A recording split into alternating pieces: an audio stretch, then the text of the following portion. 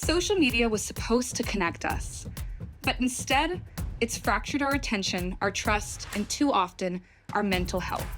I always try to do this. Whenever I speak to an audience with Gen Z, I always try to ask, what have I gotten wrong? Kids, they can't let go. It's really hard, especially if they're already really dependent on their devices. At the Sustainable Media Center, we believe the generation that grew up inside social media should be the one empowered to fix it. And at first, these platforms, they seemed really magical.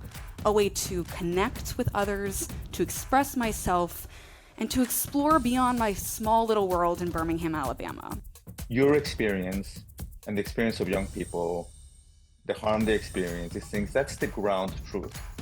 We're building an intergenerational movement, led by Gen Z, supported by researchers, technologists, and storytellers, all working to make digital life healthier and more humane.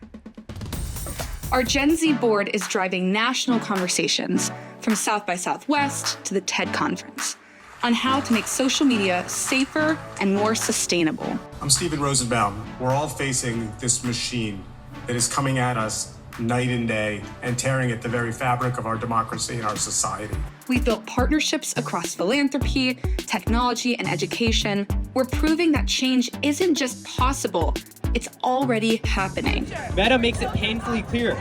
They see us not as users to be protected, but as data points to be monetized. We know that 10, 15 years from now, we're going to look back and the tech CEOs of now are going to look like the Philip Morris CEOs of 20, 30 years ago. Now, we're ready to grow, to expand our Safe Social Media Coalition, to bring social intelligence into classrooms, boardrooms, and platforms worldwide.